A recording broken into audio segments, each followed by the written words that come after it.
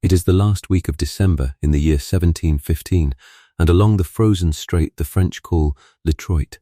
The wind is doing something the birch trees have heard 10,000 winters before tonight. It moves through bare branches with a low, steady voice, not cruel exactly, just an old game, patient, the way winter always is in this part of the world. Good evening, friend, or good early morning, or whatever strange private hour has brought you here tonight. Dim the lights, if you can, and let whatever glow is left in the room stand in for the light of a hearth fire in a log house on the edge of the wilderness. Get low into the blankets. Let your shoulders drop an inch or two, because they were probably up near your ears and you didn't notice. Tonight we are not going anywhere loud. We are going to a small wooden fort on a riverbank, in a place that has not yet decided what it will become, though we happen to know, watching from 310 years away, that it is going to become a city of several million people. Nobody inside the palisade tonight knows that. To them this is simply the edge, the last outpost before an unmeasured continent of forest and lake begins. And they are cold, and they are home, and both of those things are true at the same time. There is a woman inside one of these log houses stirring a pot of yellow pea soup with a wooden spoon her grandmother wore smooth. There is a soldier walking a rampart of packed snow with his collar up around his ears. There is a river the width of half a mile, and it is frozen solid enough tonight that a man could walk across it to the Wyandot village on the far shore if he wanted to, though nobody wants to tonight. Everybody wants to be inside. So let us go inside. Follow me through the gate before they close it for the night. Tonight we are going to spend 2.5 hours inside Fort Pontchartrain du Détroit in December of 1715, and we are going to follow one household through a single ordinary day and a single ordinary night. Because ordinary is exactly the word most people would never use for a place like this. Now, here is where most people get this wrong. When we picture a French frontier fort, we tend to picture one of two pictures, and neither of them is quite true. The first picture is the storybook one. The birch bark canoe gliding past a log stockade in golden light, a fiddle playing somewhere. A life of rustic simplicity and freedom from the crowded old world. The second picture is the grim one. The one where frontier means little more than mud and starvation and a fort a strong wind might knock over. A place people were sent to and endured rather than a place where they built something resembling a life. The real Fort Pontchartrain sat somewhere between those two pictures and was stranger, and more organized and more intimate than either of them. It was a working town with a church and a blacksmith and a small court of custom and a resident population that had, by 1715, been putting down roots along this river for 14 years. It kept its own kind of order. It had its own gossip, its own hierarchy, its own economy running on beaver pelts instead of coin, and its own complicated, evolving relationship with the indigenous nations whose villages ringed the same stretch of river, nations without whom this fort would not have survived a single winter. Before we go any further, if this kind of evening suits you, if you would rather spend your night somewhere real than somewhere invented, I would ask you for something small. If you have not already, would you take a moment to subscribe? It costs you nothing, and it helps this fire keep burning on this channel more than you might expect. And if you are willing, tell me in the comments what time it is where you are tonight, and whether it is cold there too. I do read them, usually the next morning, with my coffee. Wherever this finds you, I am glad it found you. By the time we reach the last dying coal of the hearth fire tonight, somewhere near 4 in the morning inside this story, you will understand what daily life actually felt like inside a French colonial fort on the furthest edge of empire. Not the version in the paintings.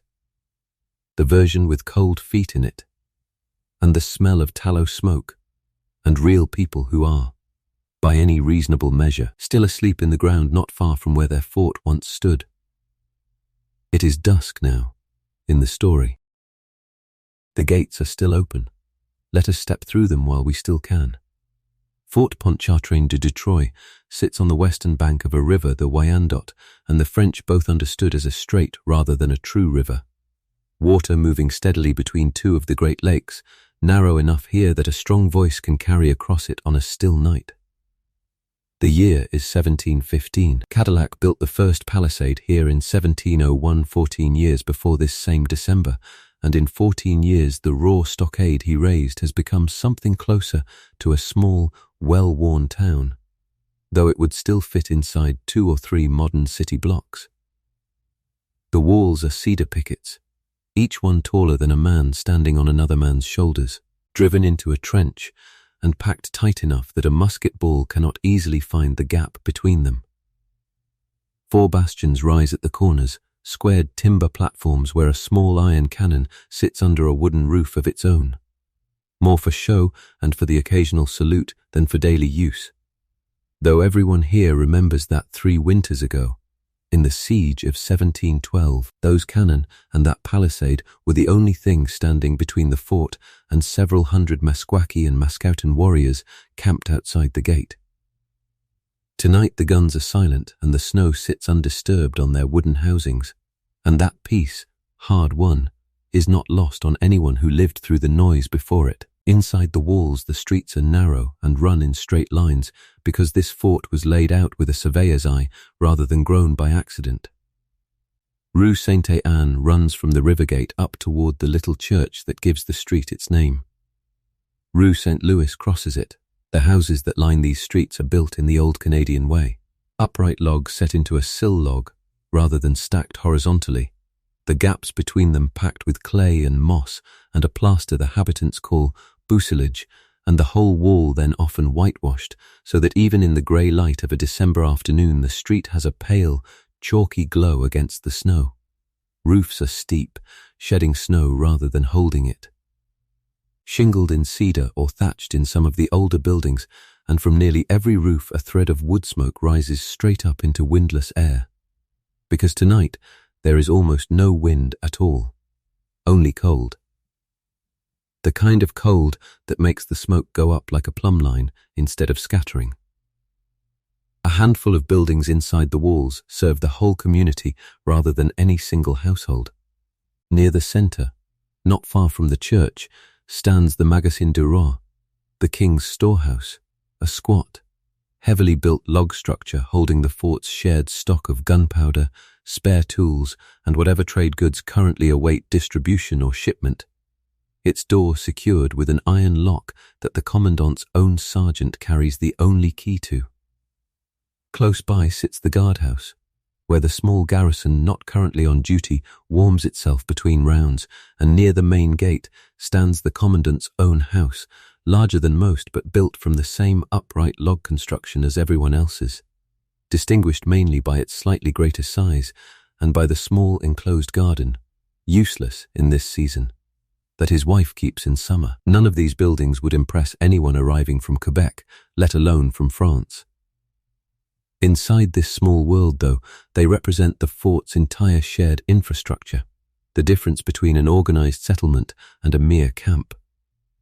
The church of Sainte-Anne itself, small and built like everything else here from squared logs, sits at the head of its namesake street, distinguished from the houses around it mainly by a modest steeple holding the single bell that governs so much of the fort's shared time, and by the plain wooden cross above its door, weathered grey by 14 winters of exactly this kind of cold. Inside, when the door opens for evening prayers, a visitor would find benches worn smooth by the same families sitting in roughly the same places week after week, a small altar dressed simply, and the mingled smell of beeswax, incense saved for feast days, and the same wood smoke that fills every other building in the fort.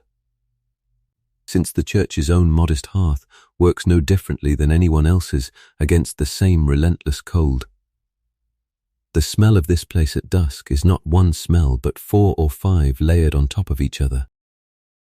There is wood smoke first, oak and hickory both, since the habitants have learned which wood burns longest and which burns hottest and use each for its purpose. Under that is the sharper, resinous smell of pine pitch, boiled down in iron pots and smeared onto the seams of birch bark canoes stacked under a lean to near the river gate, waiting out the winter until the ice breaks. There is the animal smell of tallow, rendered beef and deer fat, dipped again and again onto cotton wicks to make the candles that will be lit in an hour or two against the early dark. There is wet wool, always wet wool, because every man and woman in this fort owns exactly a few changes of clothing, and all of it gets soaked at some point in a day spent hauling water or wood or snow, and it dries slowly by whatever fire is nearest. And underneath everything else, faint but constant, is the smell specific to a place where nearly 200 people and their animals live inside a wall. A human smell, not pleasant exactly, but not unbearable either. Simply the smell of a small, crowded world holding its warmth against a very large, cold one. The sounds carry the same way the smoke does, straight up and outward, with nothing to blur them. Somewhere near the church, the bell rings for the evening angelus. 3 strokes, a pause, 3 more, a pause, then a longer peal, and for a moment nearly every hand in the fort stops what it is doing. A dog barks twice and gives up. Somewhere a door with a poorly hung hinge complains as it opens. Out past the palisade, muffled by distance and by snow, comes the long groan of river ice settling into itself, a sound the newest arrivals here still mistake for something dangerous, and the old hands do not notice at all anymore. Nobody inside this fort owns a thermometer. That instrument still a rarity even in the great cities of France this early in the century. So cold here gets measured the old practical way, by how quickly a thrown cup of water turns to ice before it lands, by how far a man's beard frosts over on the walk from his door to the gate, by how many logs a family burns through a single night compared to the night before. Tonight, by every one of those informal measures, is a cold night. Though not, the older habitants would tell you, an unusually cruel one for the season. Beyond the walls, the world simply keeps going in every direction for what feels, and largely is, forever, to the north and west. Oak and hickory forest climbs away from the riverbank in low ridges, bare-branched now, holding snow in every crook, and behind that forest lie the Great Lakes themselves, an inland sea system large enough that no one inside this fort has seen the whole of it, and few ever will. The strait itself connects 2 of those lakes, Lake Erie, somewhere to the south, out of sight beyond miles of frozen shoreline, and Lake St. Clair, a smaller lake, closer, feeding into the same channel from the north. The river in front of the fort is frozen solid enough by late December that a man could walk it, and on the far shore, close enough to see cook-fire smoke rising most evenings, sits the Wyandot village, its own longhouses and cabins holding their own fires against the same cold. Upriver and down, other communities, Odawa here, Potawatomi there, keep their own winter fires burning, each nation with its own history with this fort and its own reasons, not always identical to the French reasons, for being glad the trade continues. Outside the palisade, running back from the riverbank in long, narrow strips, lie the ribbon farms of the habitant families, each strip only a few arpents wide at the water, but stretching back a considerable distance into the forest, a deliberate shape chosen so that every family's land touches the river directly, giving each household its own water access and its own frontage on the trade and travel the river makes possible. Baptiste's own strip lies a short walk from the fort's north gate, close enough to reach on foot even in deep snow, distant enough that in summer he spends whole days there without returning to the fort at all. This is worth pausing over for a moment, because it corrects something most people carry into a story like this without noticing they are carrying it. Fort Pontchartrain was never a lone European outpost surrounded by wilderness in the way the word frontier usually gets pictured.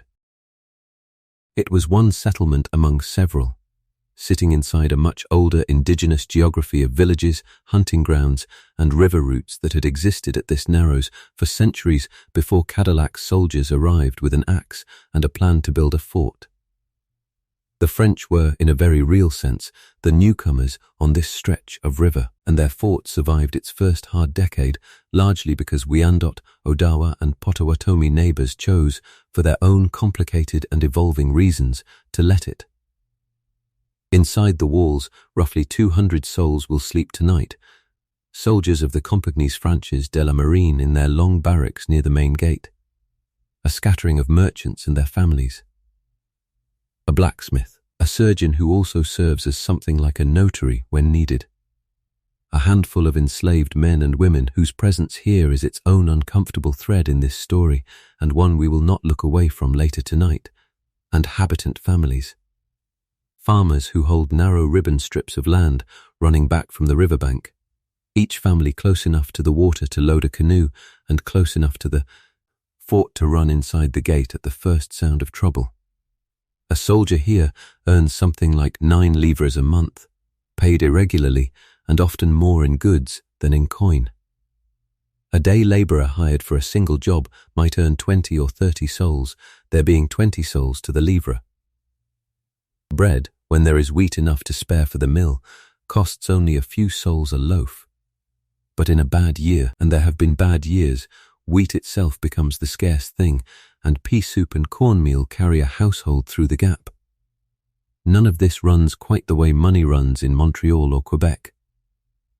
Out here, the real currency, the thing that actually moves goods from hand to hand across the widest distances, is the beaver-pelt, and we will spend real time on that a little later tonight, because the economics of fur are the hidden skeleton holding this entire small society upright.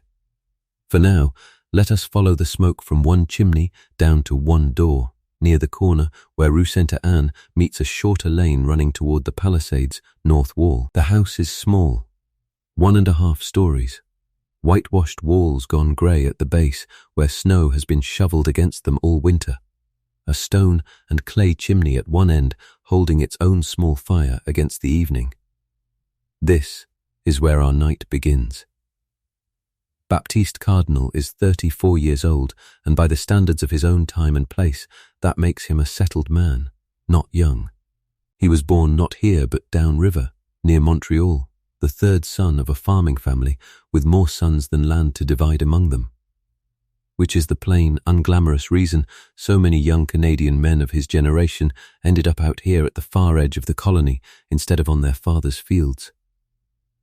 He came out to Detroit 9 years ago as an engag, a hired hand under contract to a merchant, paddling and portaging and hauling trade goods west for wages and the promise of a small grant of land at the end of his term.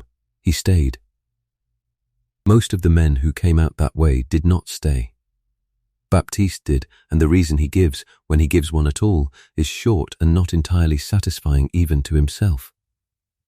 He says the land here suited him. He says the river suited him. Mostly, if you sat with him long enough by a fire, you might notice he simply likes it here and has never found a tidy sentence for why. He is a habitant now in the fullest sense, holding a ribbon of land running back from the riverbank a few arpents wide and considerably longer, land he farms in summer, wheat and peas and a kitchen garden, and he keeps 2 cows and a handful of chickens in a small barn behind the house. But no habitant out here survives on farming alone, not really, and Baptiste spends a good part of every winter working inside the fort itself, 3 and 4 days a week, as a helper to the fort's blacksmith, an older man named Fontaine who has more work than his own 2 hands can manage, shoeing what few horses the fort keeps, mending iron tools and repairing the metal fittings on trade guns that come back from a season in the woods bent, cracked, or simply worn through. His wife is Marie-Joseph de Cardinal, born Chesney, 29 years old, and she is, in the ordinary quiet way that never gets written into official reports, the person actually running this household from before first light until well after the fire is banked at night. She spins wool, coarse and rough compared to what her mother once wore in Montreal, into thread on a wheel that sits by the window for the light. She bakes bread twice a week in the small clay oven built into the yard behind the house, a beehive-shaped thing of mud and stone that Baptiste built for her their second winter here, copying the shape from one he'd seen. She keeps the house's small store of preserved food, dried peas, salted pork, smoked fish traded from Wyandotte neighbors, through a winter that will not end for another 4 months at least, rationing it with the kind of quiet, constant arithmetic that never shows up in any account book but that every household here depends on completely. Baptiste and Marie Josephty were married 8 years ago in the very church whose bell now marks their days, one of the first marriages the young parish ever recorded, and by the standards of their world it was, in the plainest sense, a practical match rather than a romantic one, arranged partly through her own family's connections to a Detroit merchant and partly through Baptiste's evident steadiness as a settler already holding land. Neither of them would have described it, at the time, as a love match in the way a later century might expect a marriage to be described. And yet 8 years and 3 living children and 2 buried ones later, something has grown between them that neither would easily put into words either. A settled, working companionship built less on declared affection than on the accumulated evidence of thousands of ordinary days managed together, which is, in its own way, its own kind of devotion. They have 3 living children. Jean-Baptiste, called Titi by everyone including his own mother, is 7, old enough now to be given real chores, hauling wood, breaking ice on the water barrel, watching his younger sister. Marguerite is 4, still mostly underfoot, curious about everything, currently obsessed with a wooden top her father carved for her. And there is Angelique, not yet a year old, sleeping through most of any given day in a cradle near the fire. Though Marie Joseph will tell you, if you ask, that she has buried 2 other children before this one lived past her first winter, a fact she states plainly, without performing grief for a stranger, because grief like that is simply part of the furniture of a life out here, and everyone she knows carries some version of it. Sharing the house with them, in the small loft space above, is a young Ingag named Tien, 19 years old. Working off his own contract with a Montreal merchant, boarding with the Cardinal family for the winter in exchange for labor on Baptiste's land and around the fort. Tien's board arrangement is entirely typical of how labor moves through a frontier household like this one. His own contract, signed 3 years ago, obligates him to a set term of service in exchange for passage west, a modest wage, and the promise of his own small land grant once the term ends, and boarding with an established habitant family like the Cardinals in exchange for extra labor, suits both parties. Tien gains a warmer bed and better food than the bare garrison barracks would offer him. Baptiste gains an extra pair of hands through the demanding winter months. Marie Josephty, for her part, has grown genuinely fond of the boy over these 3 winters, in the way an older sister might, and it is precisely that fondness making his unexplained paleness at yesterday's supper sit uneasily with her today. In the fort's small hierarchy, the Cardinals sit in the broad middle, which is to say they are respectable, established, and utterly unremarkable to anyone above them. They are not among the handful of merchant families who hold the real wealth here, the ones who own the largest canoes and control the kongs, the royal trading licenses that make the difference between profit and mere survival. Nor are they among the poorest Ingags with no land of their own at all. They are, simply, habitants, which in this world is its own solid, unglamorous identity, carrying real standing at the parish and real voice at the rare public gatherings, but no illusions about rising much higher than this. One small, humanizing detail about Baptiste, the kind of thing his wife knows and almost no one else does. He cannot read, not really, beyond his own name and a handful of words he's memorized the shape of, and it embarrasses him more than he will ever say aloud, so that on Sundays, when the missionary reads scripture aloud in the little church, Baptiste watches the priest's lips with a strange, close attention, as though he is trying to learn something by watching a mouth move, which in a way he is. He has asked Marie Josephty, quietly, more than once, to teach him his letters, and she has started, a little, in the evenings, though neither of them says much about it, because a grown man learning to read from his own wife carries a small sting of pride that both of them are careful around. And here is one small humanizing detail about Marie Joseph in turn. She was taught her letters as a girl by an aunt who had once been a boarder at the Ursuline convent in Quebec, and she reads, slowly but earnestly, from a single worn devotional book that made the journey west with her in a trunk. And she has a private, entirely unconfessed opinion that the sourdough bread she bakes twice a week, the bread every French household here prizes and compares and quietly competes over, is not actually as good as the cornbread her Wyandotte neighbor across the river makes, and that she would trade her own reputation as a fine baker in a heartbeat for the recipe, if only pride and a language barrier and a certain amount of shyness did not stand in the way of simply asking. The fort keeps no formal written schedule for its habitant households the way a modern workplace might, but a schedule exists nonetheless, held collectively in the memory of everyone living here rather than on any page. Monday and Thursday are baking days in most households, staggered slightly so the parish's single set of proper baking implements, borrowed and returned among several families, can serve everyone. Wednesday afternoons, weather allowing, are when the fort's small council, the commandant and his officers and a few of the leading merchants, meets to settle disputes and record decisions in the fort's own thin ledger book. Sunday belongs to Mass, and, in the afternoon, to whatever rest an agricultural society ever really permits itself. Tuesday, the day we have chosen to spend with the cardinals, carries no special designation at all, which is exactly why it serves our purposes better than any feast day could. There is one exception to the ordinary run of Tuesdays worth mentioning here, because it colors the mood of this week, even though it belongs, strictly, to a few days from now rather than to today. Christmas approaches, and with it the fort's one truly special night of the winter, La Messe de Minuit, midnight mass, followed by the Réveillon, the long, warm, communal feast families share afterward. Table after table, pushed together in whichever household has the room, meat pies and tortilla, and whatever modest luxuries a family has managed to save specifically for this one occasion. Marie Joseph has already set aside a small store of maple sugar and a portion of dried fruit brought west 2 summers ago in a trader's pack specifically for this purpose, and Baptiste, without saying much about it, has been quietly hoping to trade a portion of tomorrow's forge wages for a small joint of proper beef rather than the salt pork that carries them through most of the winter's ordinary weeks.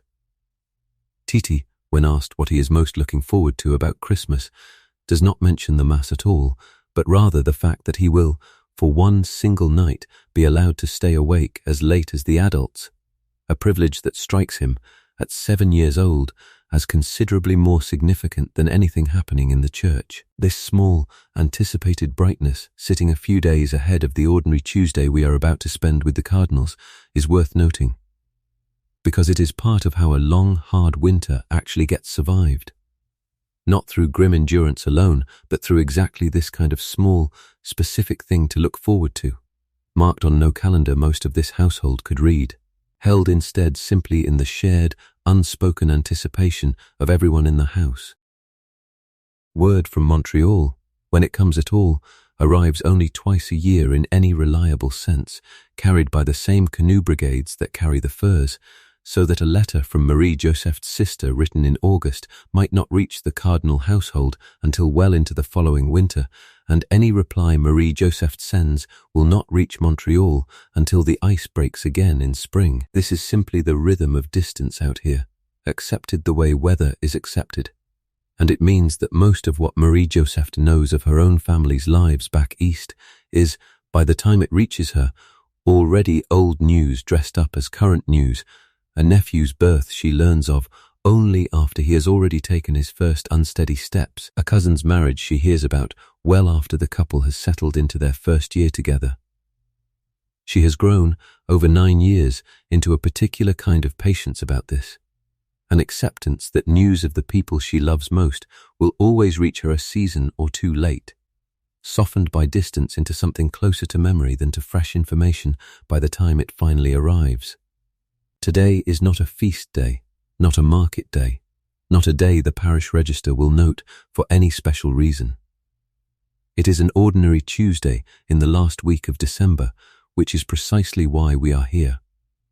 The commandant, an officer named de Buisson, who has held this post since before the siege 3 years ago, and who is, by most accounts, a careful and unspectacular man, gives the same order every morning to the sergeant of the guard, that the gate is to open at first light and close at dusk, weather and threat permitting otherwise. That single daily order is, in its own small way, the clock the entire fort's day runs on, more than any bell, more than any sun. Baptiste rises before that gate opens. Marie Josephine rises before Baptiste, and the day that follows, ordinary as it will seem to everyone living it, is the one we are going to walk through together, hour by hour, until the fires burn down again tonight.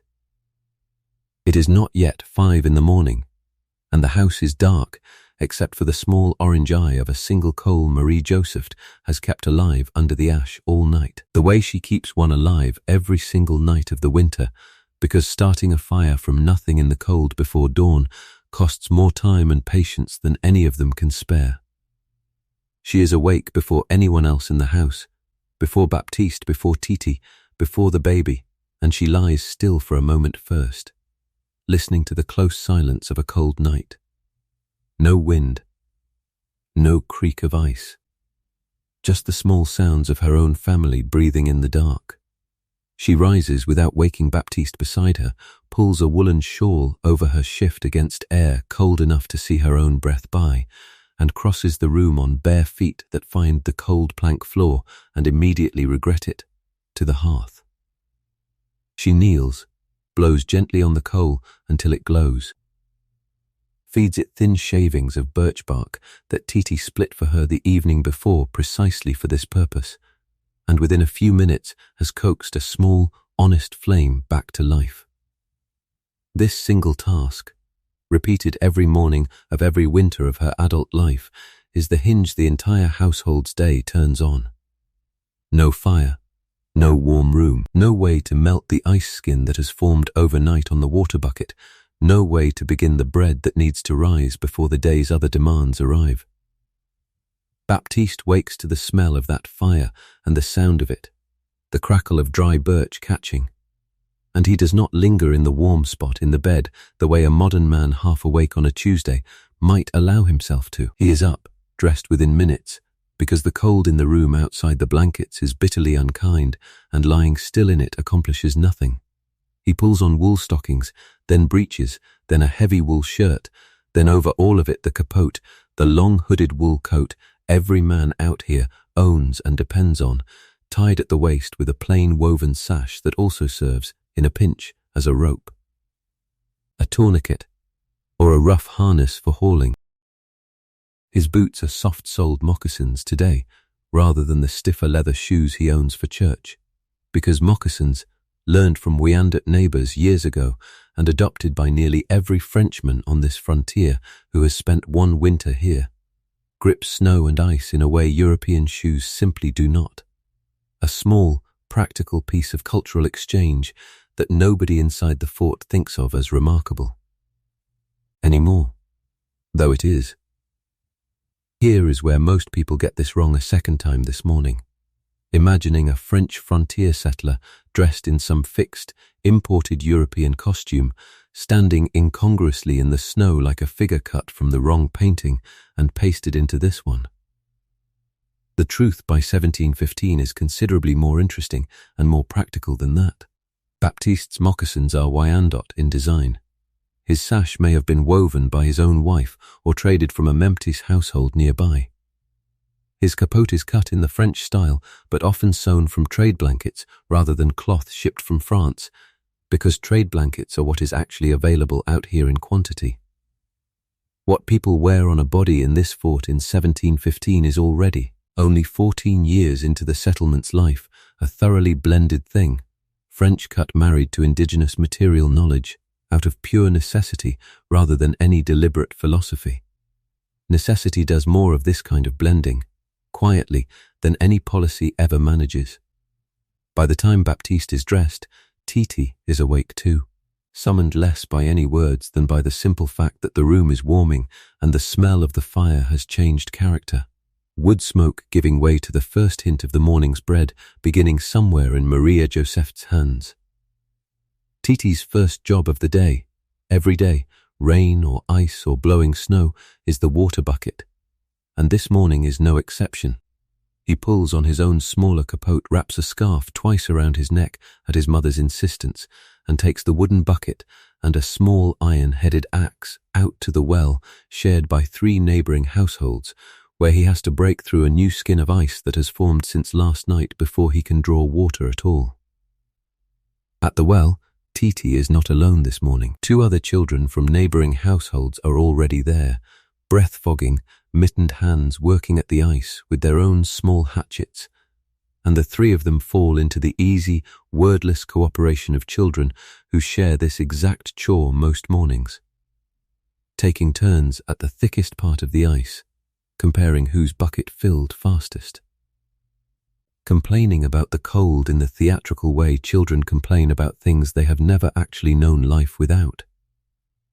It is hard, cold, unglamorous work for a 7-year-old, and he does it the way children have always done necessary hard things, which is with a certain amount of complaint and considerably less resistance than an adult might expect, because he has never known a childhood in which this was not simply part of a morning. Inside, Marie Josefti works the dough she started the night before, the sourdough starter she has kept alive and fed for 3 years now, longer than Angelique has been alive, in a small covered crock that lives near the hearth for warmth. She works it on a worn wooden board, kneading with the quiet economy of movement that comes from having done a thing several thousand times. And she shapes 2 round loaves, scores each one with a quick crosscut of a knife, and sets them near the fire to have their second rise, while she turns to the other 6 things a morning like this one always demands at once. The baby needs feeding. The chickens need letting out and feeding in turn, a job that has fallen, this winter, mostly to Marguerite, 4 years old and taking the responsibility with the fierce seriousness only a 4-year-old can bring to scattering grain for hens.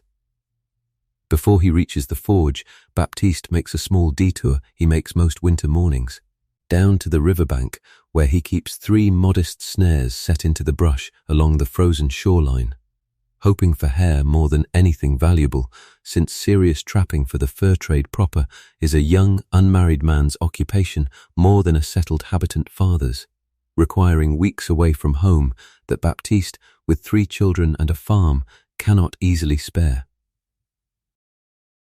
This morning 2 of his 3 snares are empty, disturbed by something, a fox most likely, that got to the catch before he did, and the 3rd holds a single snowshoe hare, which he collects with the brisk, unsentimental efficiency of a man who has done this exact small chore several hundred mornings running. It will make a welcome addition to tonight's supper, a small piece of fresh meat in a diet built mostly around preserved food through the winter months. There is more to understand here than simply a list of chores, because the rhythm of this one morning, repeated with only small variations across every household in the fort, is doing something larger than keeping everyone fed and warm. It is holding an entire small society together through sheer repetition. Every household in Fort Pontchartrain is, this morning, performing some close variation of the same sequence. Fire, water, bread, animals, in an order dictated almost entirely by the physical demands of a Canadian winter rather than by anyone's choice, and the cumulative effect of 200 people all rising into the same cold, tending the same kinds of fires, is a settlement that functions less like a collection of separate families and more like a single organism with 200 sets of hands. By 6:15, with real daylight still nearly an hour off in the deep midwinter dark this far north, the sergeant of the guard is already at the main gate with 2 soldiers, working the heavy wooden bar free of its iron brackets. This happens every morning at the same hour, weather and threat permitting, on Dubisson's standing order, and the sound of that bar scraping loose, a low grinding note that carries the length of Rue Saint-Étienne, is the fort's actual signal that the day has formally begun, more reliable than any clock, since almost nobody here owns one. Baptiste, walking toward Fontaine's forge with his own breath fogging ahead of him, hears it and marks the time by it the way another man might glance at a pocket watch. Fontaine's forge sits near the fort's north wall, a low log building with its own chimney, already glowing when Baptiste arrives. Because a smith's fire, unlike a household hearth, cannot simply be coaxed back to life in 10 minutes and has to be built up well before the day's real work begins. Fontaine himself is 61 years old, missing 2 fingers on his left hand from an accident decades before that he will describe, if asked, with more humor than the story probably deserves. And he greets Baptiste with the same 3 words he greets him with most mornings, a grunted assessment of the cold, before handing him a length of iron and pointing at the bellows. Today's work is a cracked trigger guard from a trade musket, brought in by a young Ottawa hunter the day before, and a broken hinge from the storehouse door that has been complained about, by Baptiste's rough count, at least 4 separate times this month. Partway through the morning, the church bell sounds again, a shorter ring than the full Angelus, marking simply the passage of the canonical hour rather than calling anyone to prayer. And Fontaine, without breaking the rhythm of his hammer, mutters the same dry observation he mutters most mornings at this exact sound, that a man could set his whole life by that bell if he had nothing better to do with his life than listen to it. Baptiste has heard the joke perhaps 200 times by now and still, most mornings, produces something close to a real laugh. Less because the joke has improved with repetition than because the ritual of laughing at it has become its own small, steady comfort. The work itself is loud, hot on the hands and face while the rest of the body stays cold, and repetitive in the way that skilled manual labor is always repetitive, requiring just enough attention that the mind cannot wander far, but not so much that it cannot wander at all. Baptiste's thoughts, this morning, keep returning to a small worry that has been sitting at the back of his attention for 2 days now. That Tienne, their young boarder, seemed unusually quiet and pale at supper last night, and Baptiste has a private, half-formed suspicion, not yet spoken aloud to Marie Josephine, that the boy might be coming down with something more serious than a simple winter cold. In a season and a place where more serious than a cold can mean something truly dangerous. Back at the house, Marie Josephine's morning has moved on to the day's second real task, carding and spinning the raw wool that arrived from their own 2 sheep's autumn shearing, work that will, over the coming weeks, become the thread that eventually becomes new stockings, a new shirt for Titi who has outgrown his last one, and a length of cloth she is privately hoping to have ready as a gift for her sister in Montreal should any boat make the long journey east in the spring, carrying private parcels along with the official trade. This work happens by the window for the light, her spinning wheel positioned in the one spot in the house where morning light, thin and grey as it is this time of year, actually reaches the thread well enough to check its evenness. There is a small correction worth making here as well, about an assumption tucked into how we typically picture frontier domestic life, imagining a wife's work as confined entirely inside her own walls, while trade and commerce remain a man's business conducted elsewhere. Marie Joseph's spinning is not merely housework consumed only by her own family.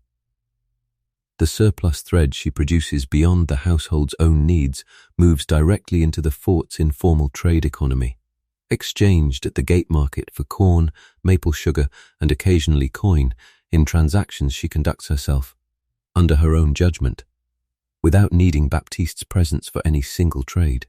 Women here are not shut out of this fort's commercial life. They simply conduct a considerable share of it through channels, the gate market chief among them, that a purely military or mercantile account of the fort's economy tends to overlook. By 8, with real grey daylight now established over the fort, the rhythm of the morning has fully asserted itself. Smoke rises from every chimney along Rue Sainte-Anne in identical thin columns. The gate stands open, and already this morning 2 Odawa women have come through it with baskets of dried fish and maple sugar to trade at the small market that gathers most mornings just inside the palisade. a market that exists entirely because both sides, French and indigenous, have found it useful and have kept finding it useful for 14 years running. A piece of cooperative daily life that never makes it into the paintings people imagine when they picture a frontier fort. Marguerite, having finished with the chickens, has attached herself to her mother's skirts and is narrating, at some length and with total confidence, an entirely invented story about what the chickens discussed with each other overnight, and Marie Josephte, hands never stopping their work, listens with the half attention a mother gives a 4-year-old's invented stories. Genuine enough that Marguerite keeps talking, distracted enough that the wool keeps twisting evenly onto the spindle. The morning is already full, and it is not yet 9 o'clock. A single prime winter beaver pelt, what traders call carte-gras, taken by an indigenous hunter and carried across the ice or by canoe to a fort like this one, is worth something in the neighborhood of 4 or 5 livres in trade goods, though the exact rate shifts with the season, the quality of the fur, and how many other traders happen to be competing for the same pelts that year. That single fact, plain as it sounds, is the actual engine underneath everything we have watched so far this morning.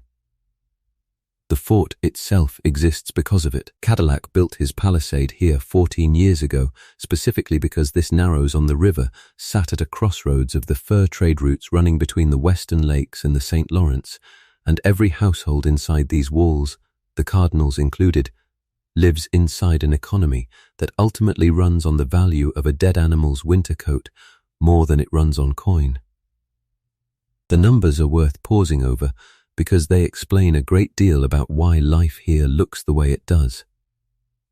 A trade musket, imported from France at real expense and carried the long distance out here, might cost the equivalent of 15 or 20 prime pelts. A single trade blanket, the heavy woolen kind every household depends on, might run 2 or 3 pelts. A small keg of gunpowder, essential and always in short supply, could cost several pelts on its own, and brandy, which the Crown periodically tries and fails to restrict, moves at rates that shift constantly depending on how badly a given trader wants a given hunter's loyalty that season. For a habitant family like the Cardinals, this economy touches nearly everything, even though Baptiste himself is not, strictly speaking, a fur trader by profession.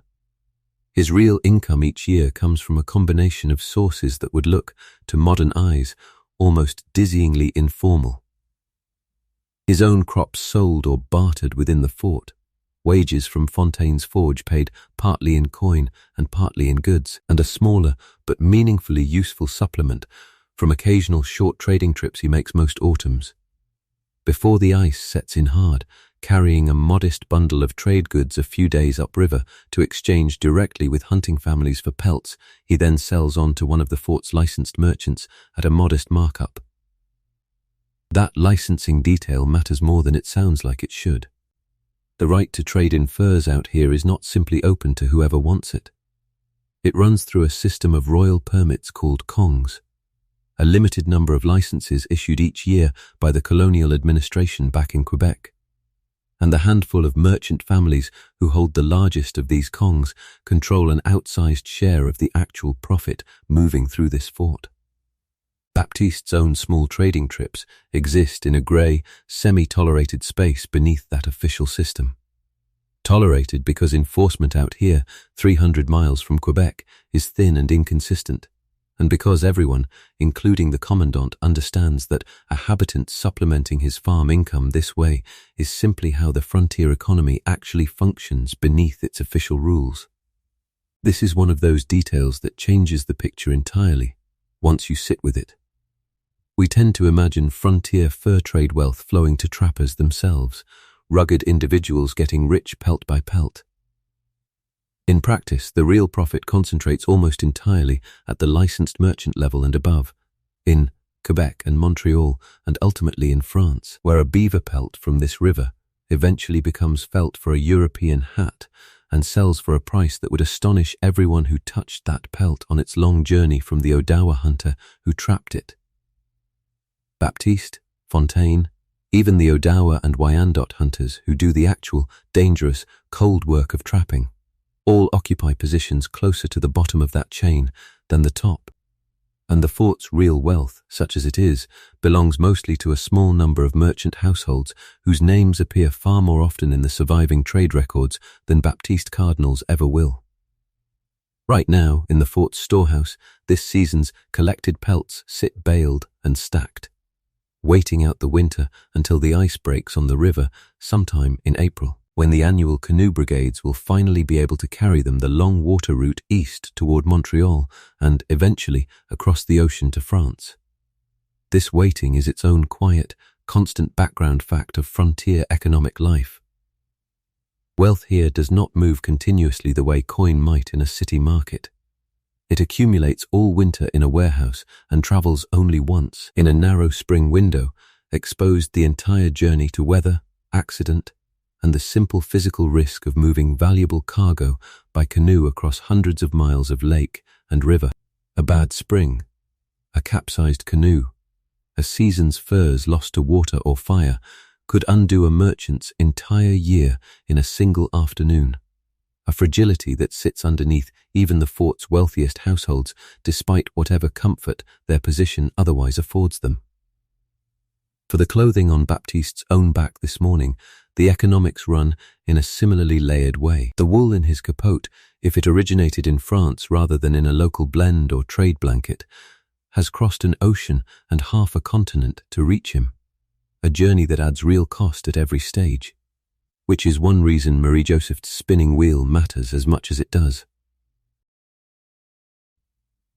A soldier's 9 livres a month, modest as it sounds, buys considerably less out here than the same sum would in Montreal, since nearly everything not produced locally arrives freighted with the real cost of a journey spanning hundreds of miles of portage and open water. A cost that lands, in the end, on whoever needs the imported good badly enough to pay it. A length of imported cloth that might cost a modest sum in a Quebec shop can run to several times that price by the time it reaches a Detroit household, which is precisely why Marie-Joseph's own homespun wool, however coarse compared to what she once wore as a girl, represents genuine, meaningful savings, rather than mere frugality for its own sake. Housing costs work differently here than almost anywhere else Baptiste or Marie-Joseph have ever lived, because there is, in the strict sense, no rental market inside the fort at all. Land inside the palisade is granted rather than sold in most cases, and the house itself represents years of accumulated labor, Baptiste's own and hired labor both, rather than a purchase in the modern sense. What a household spends its actual coin and pelts on, out here, is overwhelmingly tools, cloth, gunpowder, and the handful of imported goods, sugar, a little wine for special occasions, iron cooking pots, that simply cannot be produced locally no matter how skilled or industrious a family happens to be. None of this makes Fort Pontchartrain a poor settlement by frontier standards. It makes it a settlement running on a different kind of wealth than the coin economy most of us picture when we think about money. One measured in pelts and grain and labor and trade goods moving through a network of relationships, French and Wyandot and Odawa and Potawatomi alike, that stretches from this riverbank all the way back to warehouses in France most of the people living here will never see. Baptiste will never be a rich man by any European measure. But he owns his land outright, feeds his family through even the hardest winters, and holds a position of real, if modest, standing in a small, functioning society. In the strange arithmetic of this frontier, that counts as a good life. Plainly and completely. Let us return to Baptiste now, hands still black with forge soot, walking home for the midday meal his wife has been building toward all morning.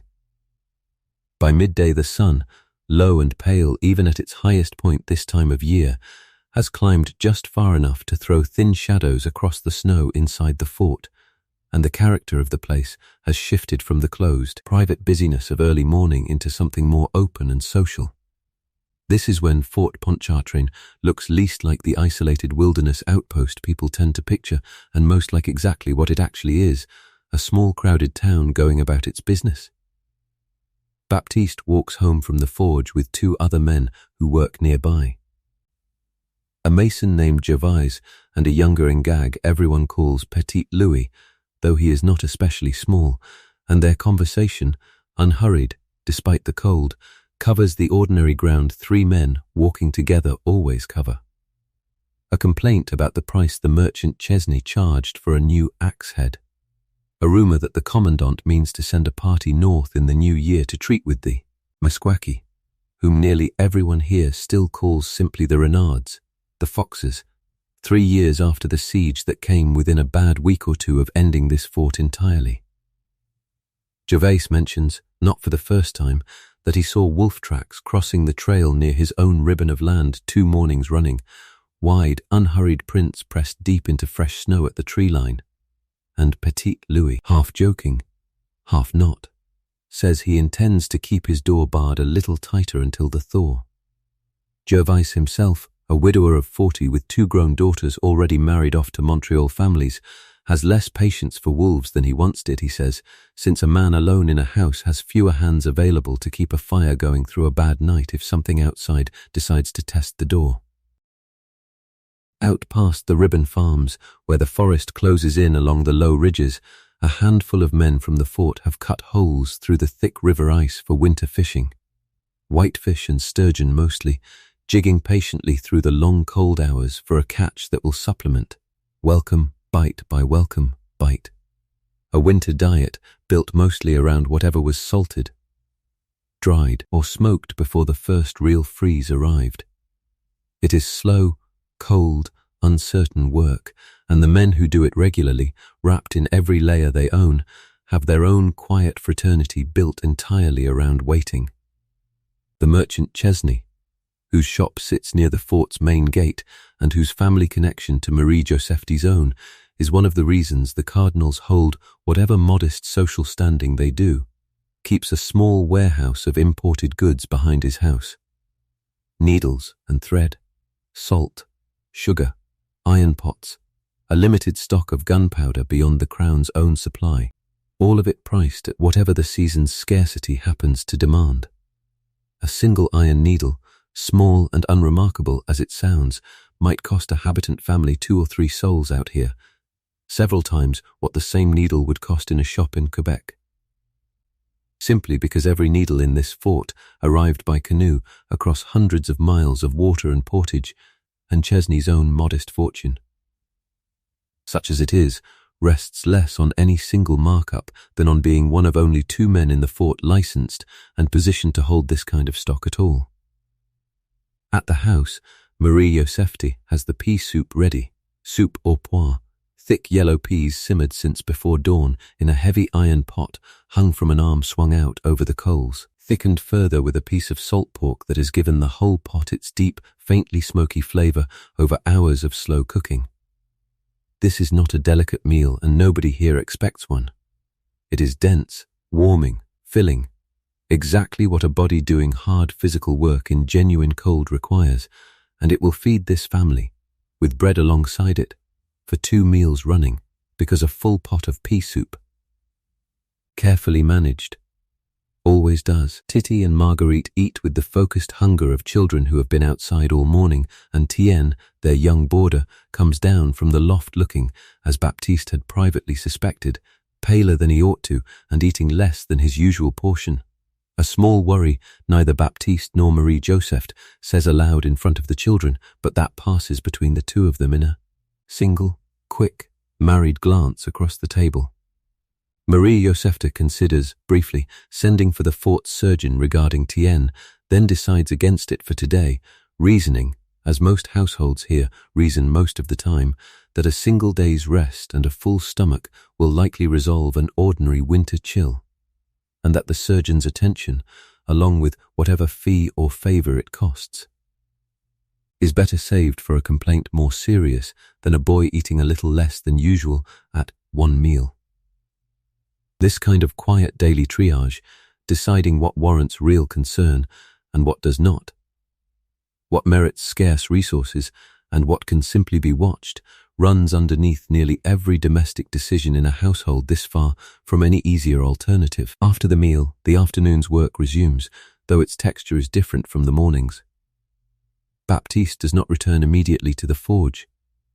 Instead, he spends an hour on his own ribbon of land, checking that the small barn holding his 2 cows and chickens is sound against the cold and that the animals have water that has not frozen solid. Work that in summer would be entirely routine, but in December carries real stakes, since a barn door left slightly ajar on a night like the one's coming can mean a dead animal by morning and a genuine loss to a household that cannot easily absorb one.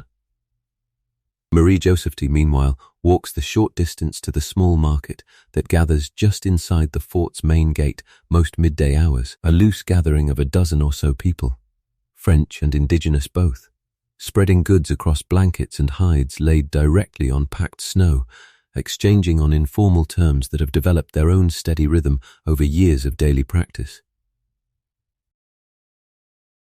Today she trades a length of her own spun wool thread, more than her own household needs this week, to a Potawatomi woman named Kitchi for a quantity of dried corn and a small parcel of maple sugar. A trade both women consider entirely fair and have made some version of in different goods, perhaps a dozen times over the past 2 winters. Their trade this afternoon settles, after a few minutes of unhurried back and forth conducted more through gesture and familiar habit than through careful negotiation, at a length of thread roughly equivalent, by both women's long-practiced estimate, to a modest basket of corn and a small twist of maple sugar. A rate neither of them needs to discuss aloud anymore after 2 winters of nearly identical exchanges. They exchange a few words in a working mixture of French and Anishinaabe that has grown up between fort and village out of sheer daily necessity, neither woman fluent in the other's full language, but both fluent enough in this practical working dialect to conduct business and, over time, something that has grown into a real, if limited, friendship. Now here is where most people get this wrong, imagining relations between French settlers and neighboring indigenous nations as either uniformly hostile or, in some softer misreading, uniformly harmonious in some simple storybook sense. The truth inside Fort Pontchartrain in 1715 is neither of those simple stories. The relationship is deeply cooperative in daily, practical terms, built on real mutual dependence. The fort needs food and furs and knowledge the Wyandot and Odawa and Potawatomi possess, and the French do not. And those nations, in turn, have found real value, for now, in the trade goods and alliance the French offer.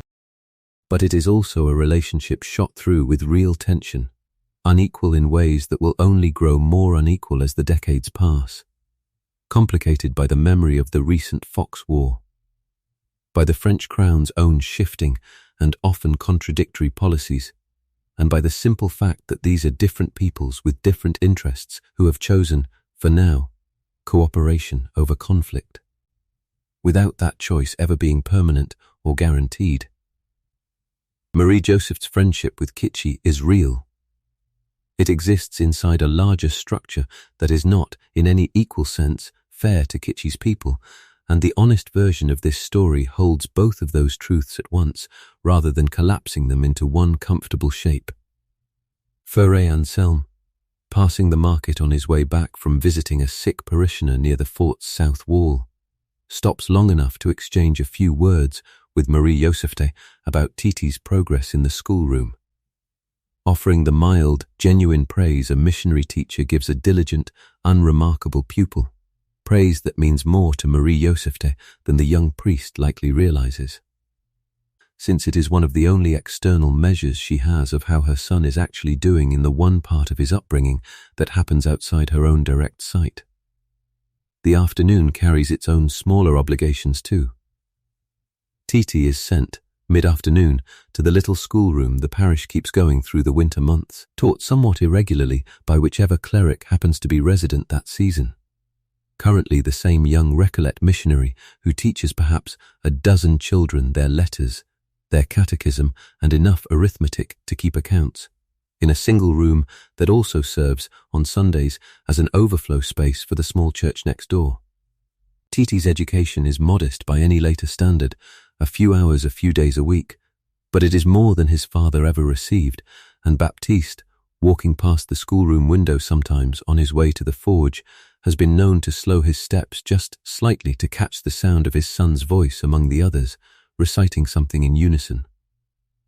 A small private pride he has never once mentioned to anyone. Marguerite, too young yet for the schoolroom, spends her afternoon largely at her mother's side, though today brings a small, genuine excitement into an otherwise ordinary day. A Wyandot family from across the frozen river, known to the Cardinals through years of trade and casual friendship, crosses the ice on foot in the early afternoon to visit the mother, whom Marie Josephta calls simply by a French approximation of her own name, bringing a gift of smoked whitefish and staying an hour by the Cardinal's fire to warm herself and trade news before the walk back.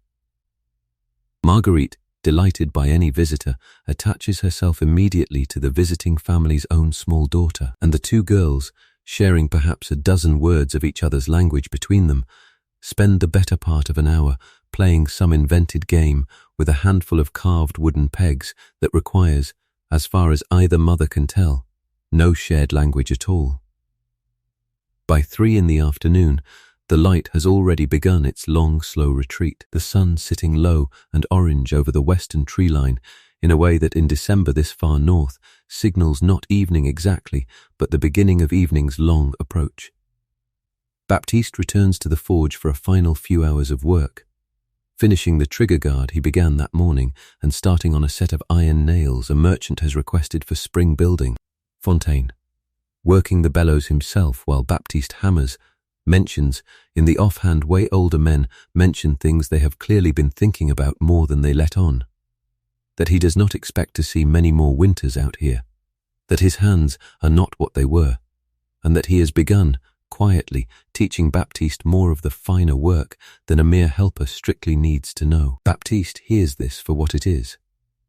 An old man passing something forward without wanting to make a ceremony of it, and answers with nothing more than a nod and a slightly longer look than the moment technically requires. The market at the gate winds down as the light fades further.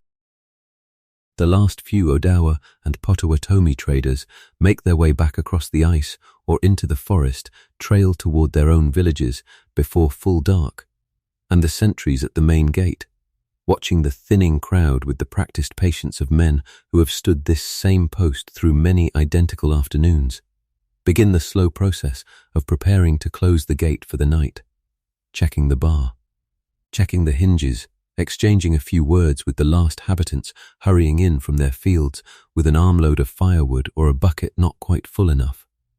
Inside the Cardinal house, Marie Josephte has moved on to the afternoon's mending, a basket of moccasins and stockings that has been accumulating faster than she can keep pace with all week. Work she will return to properly after the evening meal, but that she chips away at now in whatever spare quarter hour presents itself between the day's other demands. The baby, Angelique, fussier than usual this afternoon, is finally settled against her mother's shoulder, and for a few minutes, with Marguerite occupied by her wooden pegs, and Titi not yet home from the schoolroom, the house holds an unusual, brief quiet, the kind Marie Josephte has learned to recognize and use, not for rest exactly, since rest in the fuller sense is not really available to her most days, but for a small private stillness in which she can simply stand at the window, child on her shoulder, and watch the light go out of the sky over the frozen river. It is nearly 4 o'clock.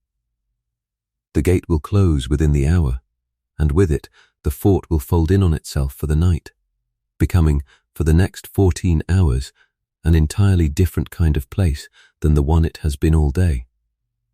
The small detail of Titi reciting his catechism in a schoolroom shared with a church opens onto something larger worth understanding properly. Because religion, medicine, and social rank in a place like Fort Pontchartrain are woven together far more tightly than they are in most of our own lives today. So tightly that separating them into 3 different subjects, the way a modern mind naturally wants to, actually distorts how people here experience them. Start with the church, because nearly everything else in this fort's social life runs through it in one way or another.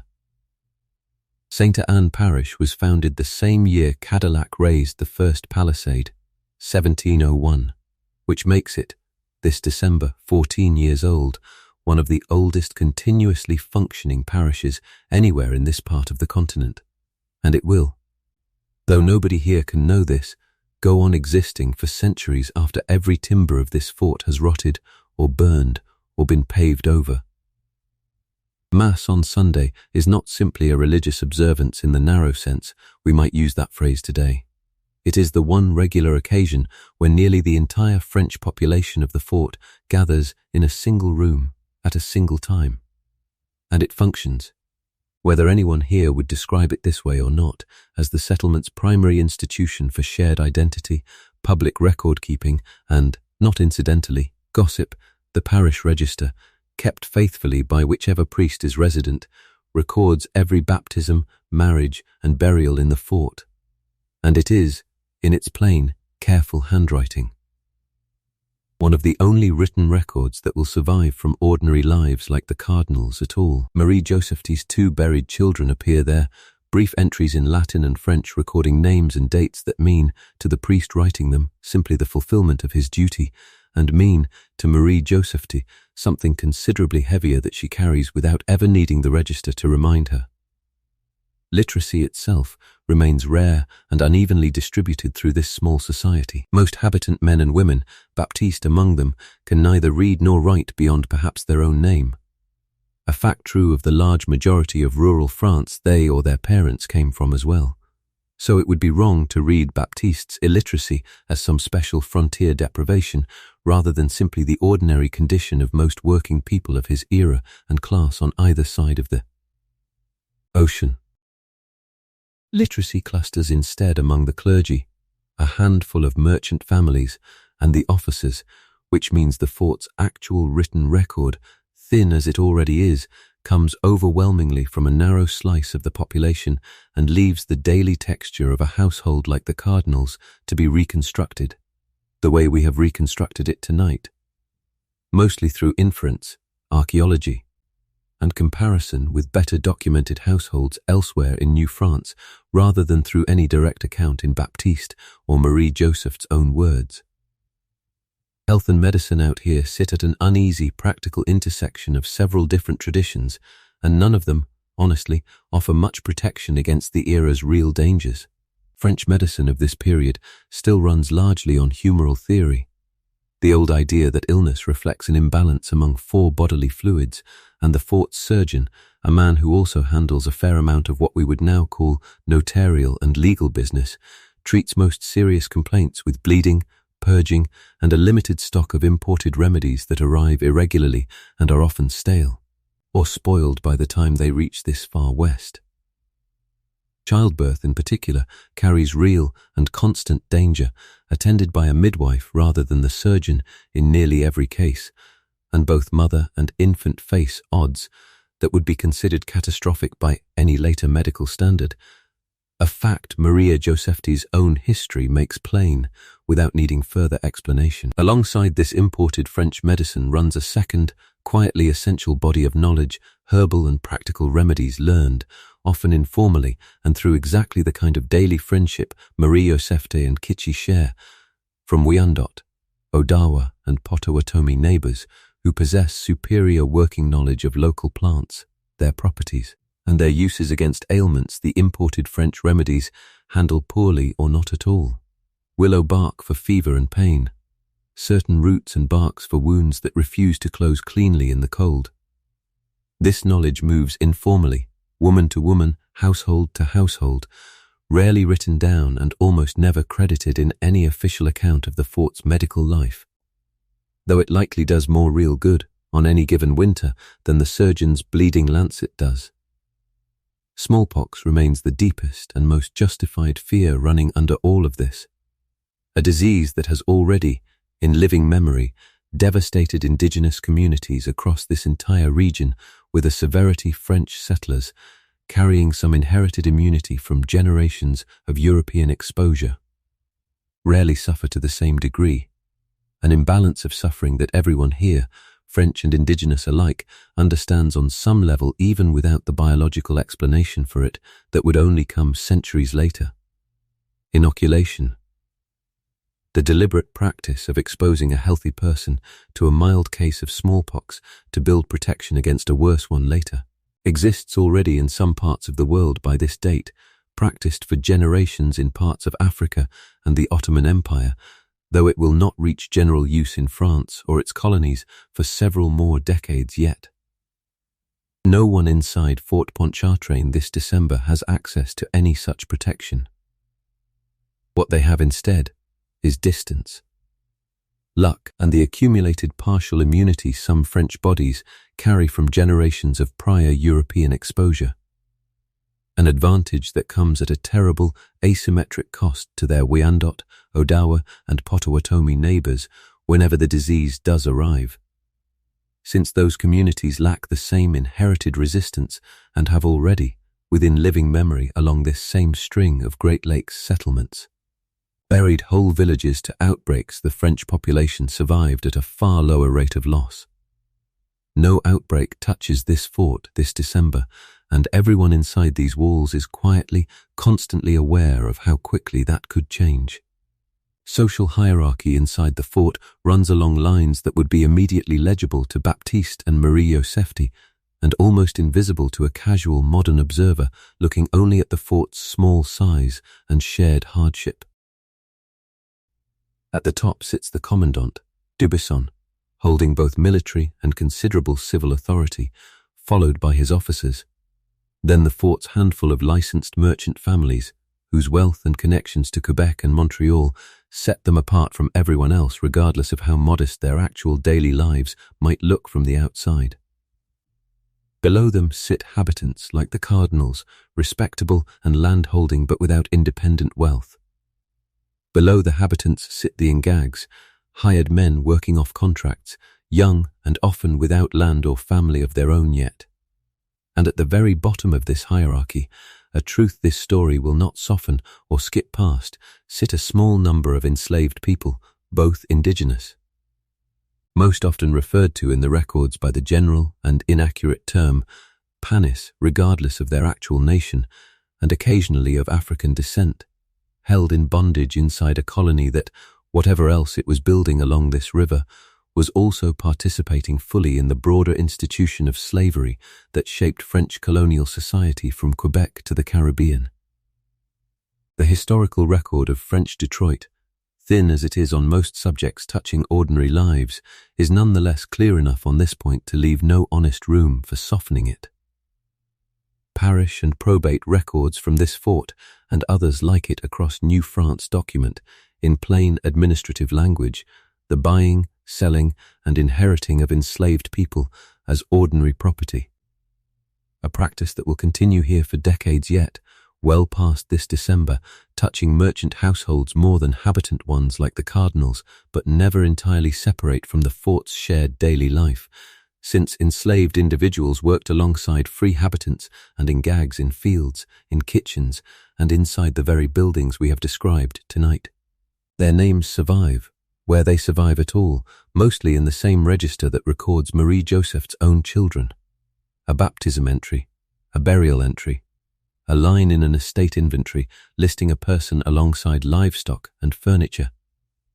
Tonight's story does not know any of their names well enough to give one of them the same fullness we have given Baptiste and Marie Josephti. And that gap, that silence in what has survived to reach us, is itself part of the honest truth this story owes them. Law and property, for those who held any, ran under the coutume de Paris, the customary law of Paris that governed the whole of New France, which shaped everything from how Baptiste's land grant was recorded to how Marie Josephti's own property rights within the marriage worked. Under this system, a wife like Marie Josefta holds real, recognized rights to a share of the household's common property, a protection called the communaux de biens, meaning that whatever Baptiste and Marie Josefta have built together across 8 years of marriage, the house, the barn, the 2 cows, the land itself, belongs to the marriage as a shared unit rather than to Baptiste alone. And should he die first, she would retain a legal claim to half of it outright, rather than being left dependent entirely on his family's goodwill. A protection considerably more concrete than what many women across the ocean in France's own villages could reliably count on at the same moment in history. Just last month, the Wednesday Council spent the better part of an afternoon settling a dispute between two habitants over a fence line neither could quite agree had moved. A case resolved not through any elaborate legal argument, but through Dubuisson simply walking the disputed ground himself with both men and splitting the difference in a manner both grumbled about equally. Which is, by the standards of small frontier justice, usually taken as a fair enough outcome. Cases like this, unglamorous and entirely typical, make up the overwhelming bulk of what passes for law out here, far more than any dramatic criminal matter, which remains, in a settlement this size, rare enough on its own. None of this, the church, the medicine, the hierarchy, the law, would look, on paper, like the daily texture of Baptiste and Marie Joseph's actual lived experience. But it is the invisible scaffolding holding that experience in place, the reason the priest's bell means what it means, the reason Marie Joseph trusts Kitchy's knowledge of a certain route more than the surgeon's lancet, the reason Baptiste's modest but real standing as a habitant matters as much as it does to him. Let us return now to the Cardinal House, where the light outside has finally failed entirely and the evening proper is about to begin. The gate closes at 4:30, the same heavy wooden bar scraping back into its iron brackets that released it 11 hours earlier, and the sound carries down Rue Saint-Yann one more time, marking the fort's transition into whatever version of itself it becomes each night. Smaller, more inward, entirely its own world, until first light returns. Inside the Cardinal House, the evening's first real task is supper, lighter than the midday meal, the remainder of the morning's pea soup reheated alongside bread from that morning's baking. The hare Baptiste collected from his snare that morning roasted whole over the coals, and a small portion of the smoked whitefish Marie Josephty received in trade earlier in the day. Tien eats a little more than he managed at midday, enough that Marie Josephty's private worry eases slightly, though she resolves, quietly, to watch him closely over the next day or two regardless, and perhaps ask Kitchy, when she next sees her, whether there is a remedy worth trying if the paleness persists. After supper, the house settles into what Baptiste's own mother, back in the parish near Montreal, always called simply la veille, the evening gathering, a stretch of hours between the meal and sleep that every household in New France, from the grandest merchant home in Quebec to the smallest habitant cabin out here on the frontier, fills with some close variation of the same activities: mending, spinning, storytelling, and, when the day allows it, a visit from a neighbor. Tonight, no neighbor comes early, the cold being what it is, and the Cardinal household's veil proceeds for its first hour as an entirely private affair, which suits Marie Josephty, tired in the bone-deep way a day like this one leaves a person, just fine. She works by the light of 2 tallow candles and the hearth fire, mending a pair of Titi's stockings worn through at the heel, while Baptiste, seated nearby, works a length of raw hide into a new pair of moccasins for Marguerite, whose feet, like every child's feet, have outgrown last winter's pair well before the winter itself is finished with them. This is not idle time by any modern definition of rest.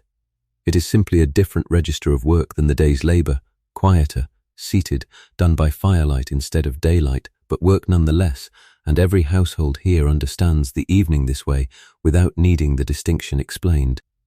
Titi, his own chores finished, sits close to the fire and asks, as he asks most evenings, for a story, and Baptiste, who is not by his own admission much of a talker in the ordinary run of a day, becomes, in the evening, by firelight, with his children's full attention on him, something closer to a performer. Tonight he tells the story of the loup-garou, the werewolf of old Canadian folk memory, a tale his own father told him as a boy in the parish near Montreal, and his father's father told before that. A story about a man cursed to wander the winter forest in wolf's shape, unless someone draws blood from him and breaks the curse. Told now with exactly the details, Baptiste remembers his own father adding, one stretch of forest, one unlucky hour of the night, small local touches that make an old, well-traveled story feel, each time it is told, like it belongs specifically to wherever it is being told. There was a man, Baptiste tells them, who missed 7 Easters running, and on the 7th Christmas Eve that followed, walking home alone through exactly this kind of forest, he felt his own hands begin to change shape beneath his mittens, and his own jaw begin to ache and lengthen, and by the time he reached the tree line he was running on 4 legs instead of 2, cursed to wear the wolf's shape until dawn, or until someone drew a single drop of his blood and spoke his true name aloud. Titi, who has heard some version of this ending many times before, still leans forward slightly at the same point every time, waiting for the part where the cursed man's own brother, out checking a traplin by lantern light, nearly does not recognize him in time. Marguerite, nominally too young to follow the whole plot, listens with wide, serious eyes anyway, more interested in her father's voice dropping low for the frightening parts than in the actual mechanics of the curse. This is one of those details that changes the picture entirely, the fact that this fort's oral culture, the stories parents told children by firelight through a long frontier winter, was not invented out here from nothing but carried, largely intact, first across an ocean and again across a continent, from villages in France to farms near Montreal to this hearth on this same December night, and would go on being carried forward again, by Titi and Marguerite in turn, to children and grandchildren neither of them has met yet, some of whom will one day tell a version of this same loup-garou story in a Detroit that has grown into something Baptiste could not begin to imagine. A story surviving essentially unbroken across 300 or 400 years because a father told it to his children by a fire on a cold night, over and over, in place after place. Once the children are settled drowsy from the story and the fire's warmth, Marie-Joseph turns Marguerite and eventually Titi toward bed in the small loft space above, tucking them under heavy fur quilts, bearskin and beaver both, that hold heat far better than any woven blanket could manage against a night this cold. The bearskin quilt beneath which Titi and Marguerite now sleep came from an animal Baptiste took himself, his second winter here, an achievement he still mentions, mildly, more often than Marie-Joseph finds strictly necessary. And the beaver quilt beside it was a wedding gift from her own father, carried west with them 9 years ago, along with the devotional book and, though neither of them has ever said this aloud to the other, along with whatever quiet hope her father held that his daughter's life out here would prove, in the end, a good one. She says a brief, familiar prayer over each of them, the same words she has said every night for years, and comes back down to the main room where Baptiste is banking the fire for the night, arranging the coals under a bed of ash that will, if done correctly, keep a single ember alive until morning without needing constant tending through the small hours. There is a knock at the door, gentle and a little apologetic, close to 8, and it is a neighbor after all, despite the cold, an older habitante named Widow Chabert, whose own husband died 2 winters back and who has taken, since then, to occasional evening visits with households nearby, welcomed everywhere she goes because her company is good and because everyone here understands, without needing it said aloud, that a widow spending every winter evening entirely alone is a harder thing than a widow spending most of them that way, with the occasional exception. Much of what Widow Chabert brings to these visits is simply news, carried door to door the way it always is in a settlement too small for anything else. Who traded what at the gate market today? Whose child has a cough worth watching? Whether the commandant's wife has finally recovered from the ague that kept her from Mass 2 Sundays running. Tonight she mentions, in passing, that she has heard the Spring Canoe Brigade may leave earlier than usual this coming year. A rumor with no clear source, but the kind that travels fast through a fort this size regardless. And Marie-Joseph files it away as the sort of thing worth remembering if it turns out true, since an earlier brigade would mean an earlier chance to send her own letter and, her length of newly spun cloth east to her sister. She stays perhaps 40 minutes, trading news, admiring the moccasins Baptiste is finishing, sharing a small piece of maple sugar she brought as a gift, before bundling back into the cold for the short walk to her own house 2 doors down, escorted by Baptiste with a lantern for the 30 seconds it takes to see her safely to her own door and back. Out on the rampart, the sentry on duty this stretch of evening is a young soldier named Robillard, 19 years old, new enough to this posting that the cold still surprises him fresh each time he steps outside, though he is learning, the way every man out here eventually learns, to layer wool the way the habitants do rather than the way his training back in France taught him. Robillard himself arrived from a small village outside La Rochelle only this past summer, one of perhaps a dozen new soldiers sent out with that season's supply convoy to replace men whose terms of service had finally ended. And he has not yet decided, on nights like this one, whether the strangeness of this place will ever fully wear off into ordinary familiarity the way it clearly has for the older soldiers standing watch beside him. He walks the packed snow of the rampart with a slow, steady pace, musket over his shoulder more from habit and regulation than any real expectation of trouble tonight. And above him, once full dark settles in completely, the sky does something that never entirely stops surprising even the men who have watched it every clear winter night for years, opening into a spread of stars so dense and so bright, unclouded by any city glow that will not exist here for another 2 centuries at least, that Robillard, alone on the wall, finds himself simply stopping to look up for a full minute before continuing his round. An entirely private, unwitnessed moment of something very close to wonder, standing on a wall of sharpened cedar logs at the very edge of an empire, 3,000 miles from anywhere he was born. Robillard is not alone in feeling something like this. Nearly every French-born resident of this fort, soldier and merchant and habitant alike, carries some version of the same quiet background awareness that they are further from everything they once called familiar than most people in their own home villages could easily imagine. Months of travel from Quebec by the fastest possible route. And considerably more than that from the specific parish in France where most of their own parents or grandparents were born. Letters take a season or more to arrive when they arrive at all. News of a death, a birth, a war, a change of king reaches this fort long after it has already reshaped the world it came from, so that the France many habitants carry in memory is, in a real sense, already a slightly out-of-date France, preserved the way it was the year they left rather than the way it currently is. And yet the isolation here is not the same as loneliness, not entirely. It is offset, night after night, by exactly the density of shared obligation and shared ritual we have spent this whole evening watching: the same bell, the same gate, the same veil, the same handful of familiar faces at the gate market.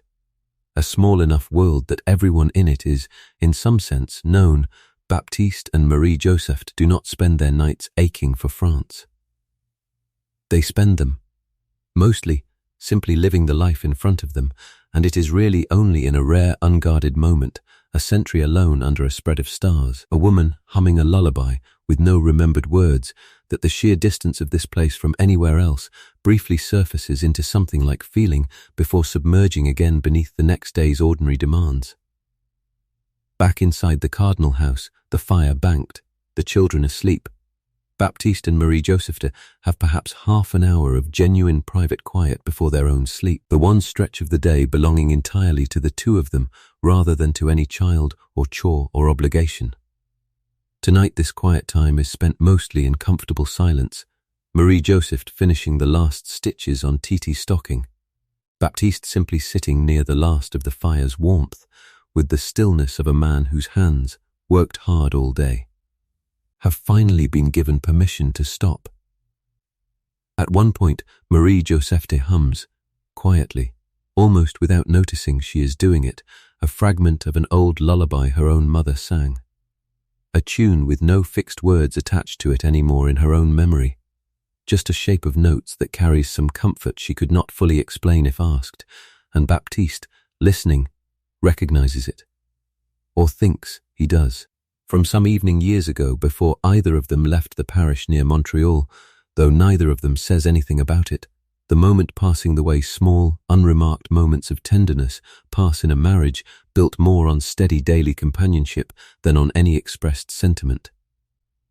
By 9, they too climb to the small sleeping space near the children, the fire reduced now to exactly the single guarded coal that will need to survive until Marie-Joseph rises again before dawn to begin the entire sequence over. Outside, the temperature continues its slow overnight fall. The stars Robillard admired earlier now fully arrived, and along the rampart another sentry has relieved him for the coldest stretch of the night still to come. Before we follow this fort into the deepest, coldest hours of its night, there is something worth understanding about exactly how precarious this small, settled-seeming world actually was in 1715, and about the currents already moving beneath its surface that nobody sleeping tonight inside these walls can fully see. 3 years before this same December, in the spring of 1712, several hundred Meskwaki and allied Mascoutan warriors laid siege to this very fort for nearly 3 weeks, a conflict that grew out of long simmering tensions over trade, territory, and alliance among the many indigenous nations drawn into this region's fur economy, tensions the French had helped create and had since struggled, imperfectly, to manage. The siege was not a brief skirmish.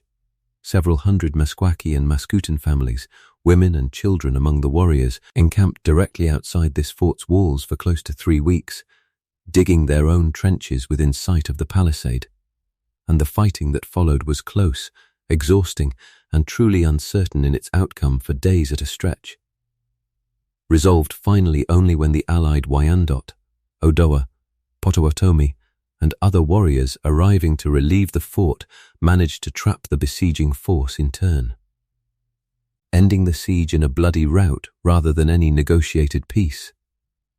Dubuisson, the same commandant giving his same quiet daily order about the gate this December, commanded the fort through that siege, and the fort survived it only because those allied warriors came to its defense alongside the small French garrison, a debt of alliance that shapes. Whether anyone inside the fort names it this plainly tonight or not, a great deal of how the French here continue to treat their indigenous neighbors 3 years later. Dubuisson's own reports of those weeks, when they eventually reached Quebec, described a fort truly close to falling, low on both powder and food, and the memory of exactly how close still shapes.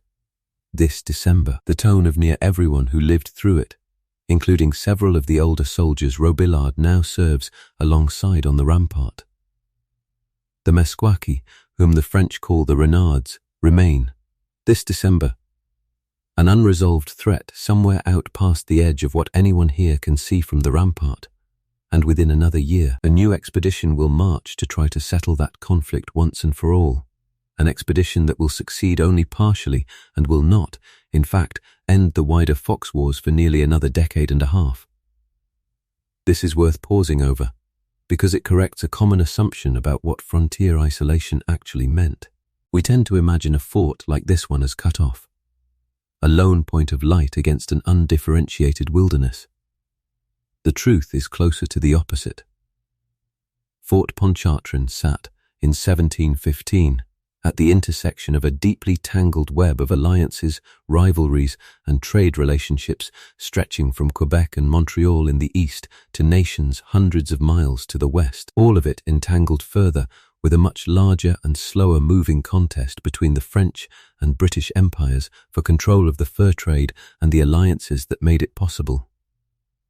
English traders operating out of Albany, considerably closer to some of the Western nations than French supply lines ultimately reaching from Quebec, could easily manage, undercut French prices whenever they could reach the same customers, a competitive pressure that shaped decisions made in this fort's small council room in ways that rippled outward from a single beaver-pelt's price all the way up through empires that most of the fort's ordinary residents will never see represented on any map. The beaver hat itself, The small, seemingly modest object underwriting this entire fort's existence sits atop a fashion current that has already run for the better part of a century by 1715 and will run for the better part of another century yet before it finally breaks. Sometime around the turn of the 19th century, when European tastes shift decisively towards silk hats and the price a beaver pelt commands begins a long, slow collapse that no one inside this fort tonight has any way of foreseeing. For now, in 1715, the trade remains genuinely strong enough to justify an entire fort's existence at this Narrows, strong enough to structure Baptiste's own modest side income and Fontaine's steady stream of gun repairs. But every economy built on a single commodity's fashionable status carries, invisibly, the seed of its own eventual unraveling, and the fur trade sustaining Fort Pontchartrain tonight is no exception, however permanent it currently feels to everyone whose livelihood depends on it. None of the people sleeping in the Cardinal House tonight will live to see how this story resolves. Baptiste and Marie Josephte's children, Titi and Marguerite, and the infant Angelique, will grow up inside a Fort Pontchartrain that continues to expand slowly across the decades that follow, its wooden palisade eventually rebuilt larger, its population growing as more families arrive from the east, its economy remaining tied to the fur trade for most of the century, even as beaver hats begin their own slow, eventual decline in favor of silk decades from now. A shift in European fashion taste that will, in ways nobody inside this fort tonight could possibly anticipate, eventually reshape the entire economic foundation their lives are built on. In less than 50 years from this same December night, a different flag will fly over this gate. The French and British empires, locked for decades in exactly the kind of slow-moving rivalry already visible in Albany's undercutting traders tonight, will finally collide directly in the war both empires have been circling for years. And in 1760, this fort, rebuilt and expanded many times over from the palisade Baptiste knows, will pass into British hands. 3.5 decades after that, it will pass again, this time into the hands of a new nation, neither French nor British, one that does not yet exist tonight, and that none of the people asleep in this house have any way of imagining. The wooden walls themselves, whichever version of them stands by then, will eventually come down entirely, and the streets Baptiste and Marie Josepchte walk every day, Rue Sainte-Anne among them, will be paved over, renamed, buried under a city that will one day hold more people than existed in the entire colony of New France in 1715. The city that eventually grows from this exact riverbank will, across the centuries that follow, become known for reasons that have nothing to do with beaver pelts at all. A centre first of shipping and shipbuilding on these same Great Lakes waters, later of an industry building an entirely new kind of vehicle nobody in 1715 has any word for, let alone any way to picture. None of that lies within reach of tonight's story, and it does not need to. It is enough, for now, to notice that the same stretch of river holding Baptiste's ribbon farm and Fontaine's forge and the frozen crossing to the Wyandotte village will hold, one day, a city of a different character entirely, built by people who will mostly never learn Baptiste Cardinal's name, walking streets laid, in places, along lines his own daily footsteps first wore into the snow. A stranger walking that future street at 3 a.m, on some other cold night in some other winter, might, if the wind is right and the world is quiet enough, feel some faint, unnameable version of exactly what Robillard felt tonight, looking up at the stars from the rampart, without ever knowing why, or whose fort used to stand there first. It is worth noting, too, that while French and then British and then American flags will each claim this ground in turn across the century and a half ahead, the Wyandotte, Odawa, Potawatomi, and Ojibwe nations, whose villages ring this same strait tonight, do not simply vanish from the story once the flags stop being French. Their descendants remain connected to this region for generations after Fort Pontchartrain's own log walls have rotted into the ground, a continuity that outlasts, in its own quiet way, every single empire that will claim to own this stretch of river. None of this touches the cardinal household tonight, and that is precisely the point worth sitting with for a moment. History, from the inside, rarely announces itself. Baptiste falls asleep tonight thinking about a cracked trigger guard and a sick boarder and the cold coming for his barn animals, not about empires or fashion or flags that have not yet changed.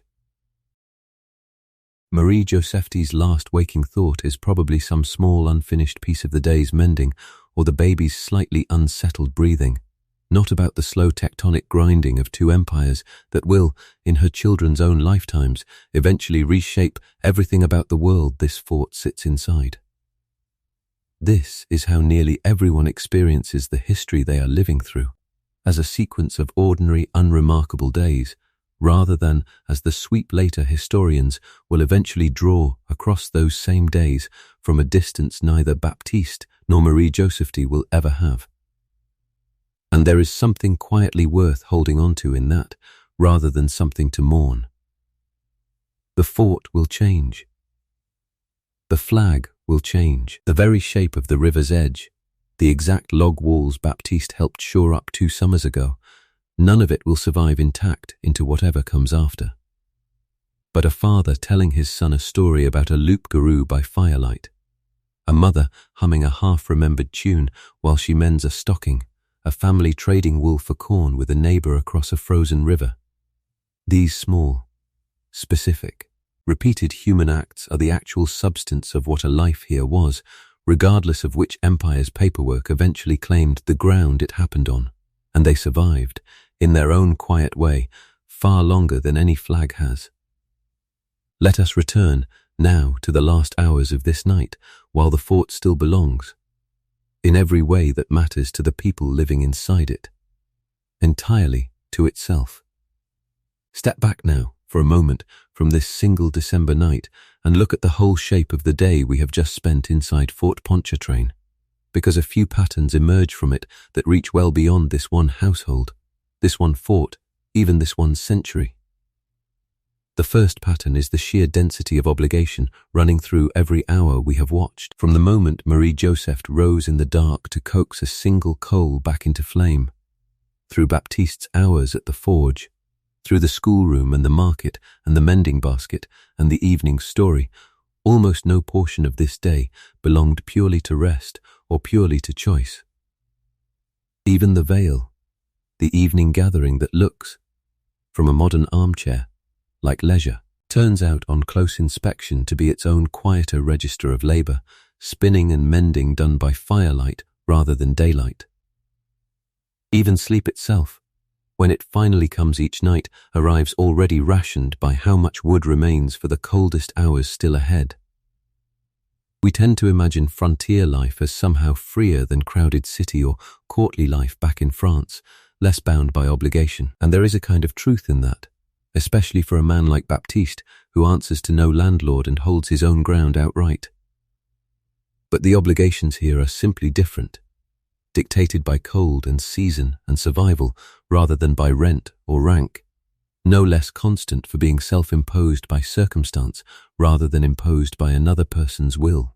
The second pattern is the near-total invisibility of Marie Joseph's labor within any account this fort's own records would ever think to keep. The parish register notes her children's births and, in 2 hard cases, their deaths. No document anywhere records the thousands of hours she has spent keeping a single coal alive through 1,000 winter nights, carding wool, kneading bread, managing a household's entire food supply through a season with no margin for error. This is not unique to Marie Joseph or to this fort. It is close to universal across most of human history, that the labor keeping a household and by extension an entire society functioning day to day, disproportionately performed by women, simply does not register in the written record the way a soldier's muster or a merchant's ledger does, and the effect of that absence, compounding across centuries, is a history that looks, on paper, considerably more male than the actual lived texture of any given day ever was. The third pattern is the genuine interdependence hiding underneath a story that gets told.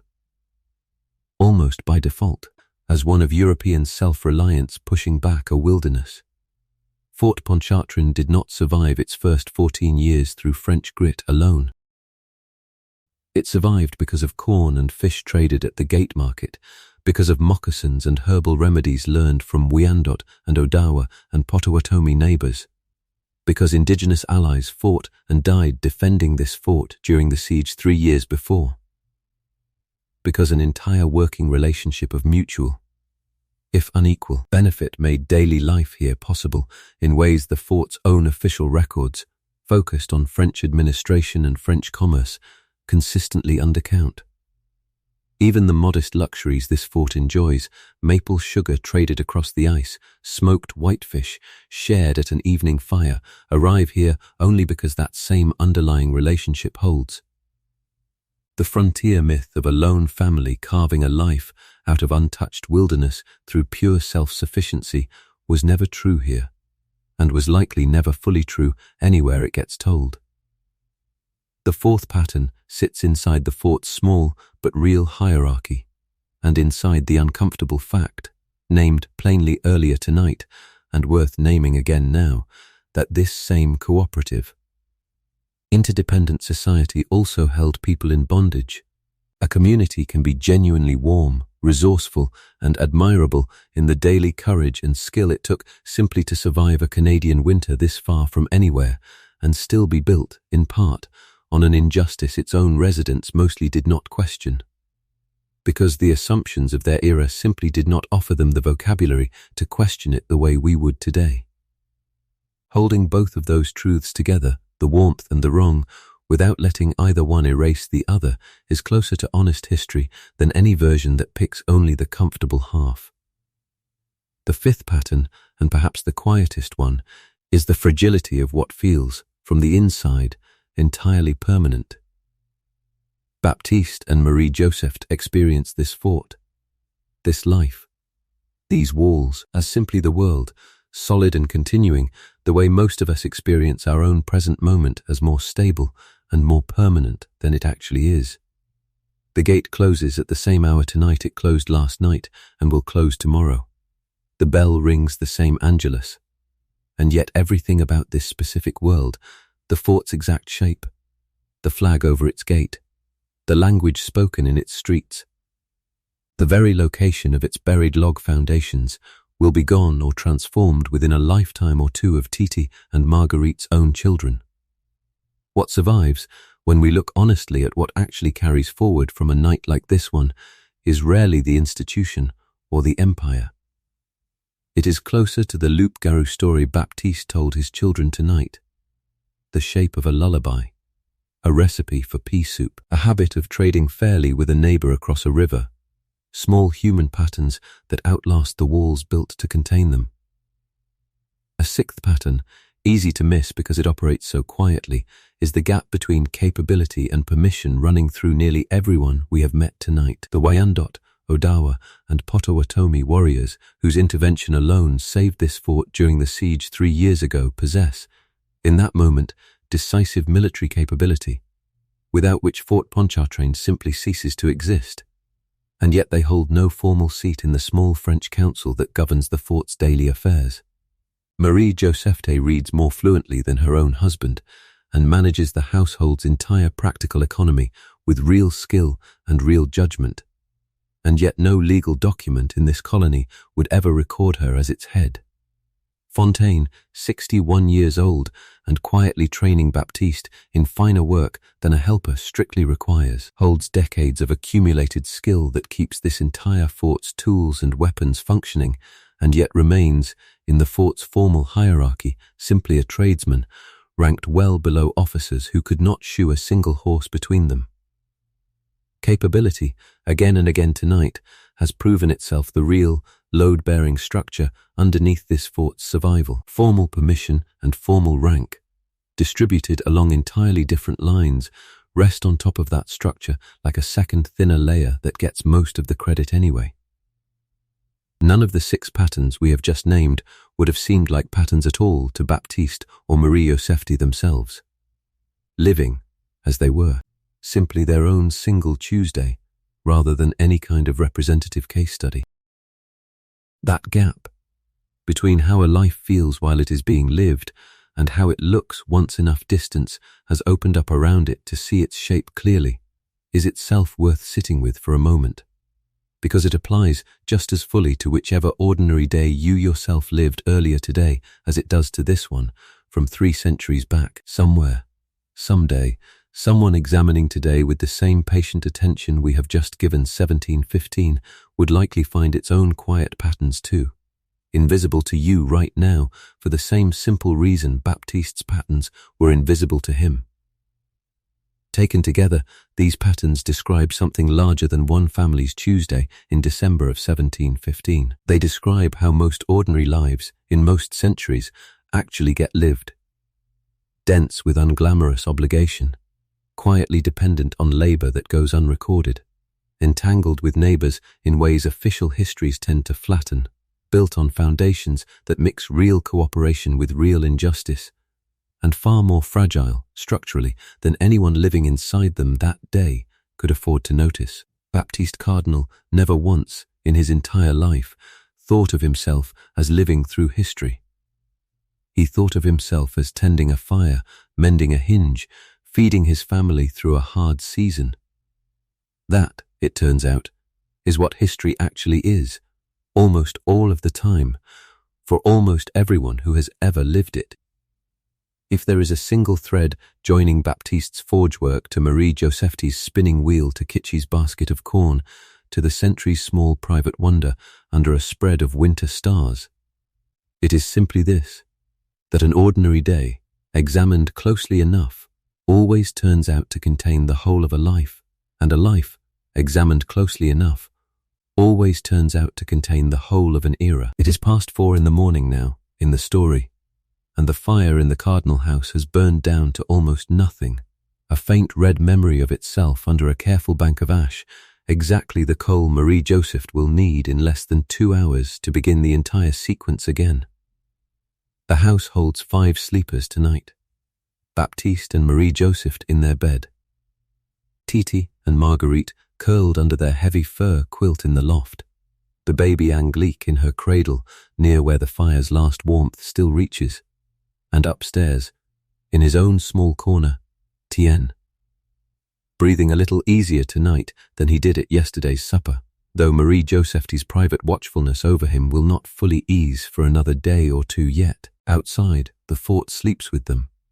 The last sentry of the night walks the rampart under a sky still thick with stars, his breath fogging ahead of him in the lantern light at the gate, the only moving thing along the entire length of Rue Sainte-Anne. Smoke still rises, thin now, from a dozen banked fires along the street, each one holding its own single-guarded coal the way Marie-Joseph's does. An entire small town breathing slowly in its sleep. Beyond the walls, the frozen river holds its silence, and across it, the Wyandotte village keeps its own fires banked in its own way. And somewhere further out, in villages we have not had time to visit tonight, other households sleep under their own version of the same cold sky. Kitschy's own household is among them tonight, banked fires and heavy robes, doing the same quiet work there that fur quilts and guarded coals do on this side of the river, the same moon, when it eventually rises past the clouds, touching both roof lines with the same pale light. The difference between these 2 households, tonight, is smaller than the story most people tell about this frontier usually allows for. 2 families, 2 languages, 2 sets of ancestors from opposite sides of an ocean, both simply trying to get their children fed and warm and asleep before the coldest hour of the night arrives. Which tonight, as most nights, they each manage to do. Frost has crept up the inside of the single small window near the hearth overnight, delicate branching patterns of ice formed from nothing more than the difference between the room's failing warmth and the merciless cold pressing against the glass from outside. A small, accidental beauty nobody in the house is awake to see tonight, and that will simply melt, unremarked. once Marie Joseph's fire is burning properly again a few hours from now. There is a small detail worth leaving you with. On the shelf near the cardinal hearth sits a single, worn devotional book, the one Marie Joseph's aunt gave her as a girl, and tucked inside its cover. Though she has told no one this, not even Baptiste, is a dried pressed flower from her mother's garden near Montreal, carried west 9 years ago, and kept quietly, as the one small physical thread connecting this cold house on the edge of an unmeasured continent to the warmer, more crowded world she left behind. Tomorrow, when she wakes before dawn to coax the coal back to life, she will not think of that flower at all, most likely being far too occupied with the day's own demands. But it will still be there, pressed flat and papery and faded, exactly where it has been for 9 years, a small private continuity underneath all the day's louder obligations. Tomorrow's demands are already, in a sense, written down, not in any book, but in the fort's own unbroken daily rhythm. The gate will open at first light on Dubisson's standing order. Baptiste will walk to Fontaine's forge. Marie Josephte will bake, or spin, or mend, whichever the day's rotation calls for. Titi will break the ice on the water barrel. The market will gather at the gate if the weather allows it, and somebody, quite possibly Kitschy, will bring dried corn or maple sugar to trade for wool thread. The day we spent together tonight was, in the truest sense, not a special one. It was simply a Tuesday, chosen because it was ordinary. Because ordinary is where an actual life is lived, hour by unremarkable hour, far more than it is lived in the rare dramatic moment that ends up recorded for later centuries to remember. 310 years from tonight, on the same stretch of riverbank, a city will stand where this fort once stood, its streets running along lines that echo, faintly and mostly by accident. The paths Baptiste and Marie Josephte and their children walked every single day of their lives. None of the log walls will remain. None of the tallow candles, none of the pea soup pots. None of the woven sashes will survive as anything but a description in an old parish register or a curator's careful reconstruction behind museum glass, but somewhere in the pattern of a lullaby with no remembered words, somewhere in the shape of a family trading fairly with a neighbor, somewhere in a father's voice dropping low to frighten his children pleasantly by a dying fire. Something of this one night has carried all the way forward to the one you are lying in right now. Somewhere above the gate, snow has begun, very lightly, to fall again, fine flakes catching what little light remains from the guttering lantern, settling without sound onto a rampart already white, onto a cannon housing already capped, onto a palisade that has, for one more night, done exactly the single job it was built to do, keeping a small, warm, complicated, imperfect, thoroughly human world safe from an enormous cold one just outside it. The fire has burned down to its last coals here, and the story, for tonight, is finished. But the people were real. Baptiste and Marie Josephte and Titi and Marguerite and Angelique and Tienne and all the rest of them, sleeping now under quilts of fur 3 centuries gone, and you have spent an evening in their world instead of merely reading about it. That is a rare and worthwhile thing to have done with a few hours of your own night. Wherever you are, whatever hour it happens to be where you are lying right now, I hope this fire kept you warm long enough to carry you the rest of the way into sleep. Rest well, friend. There is a whole quiet world waiting, ready whenever you are, for the next evening we spend together.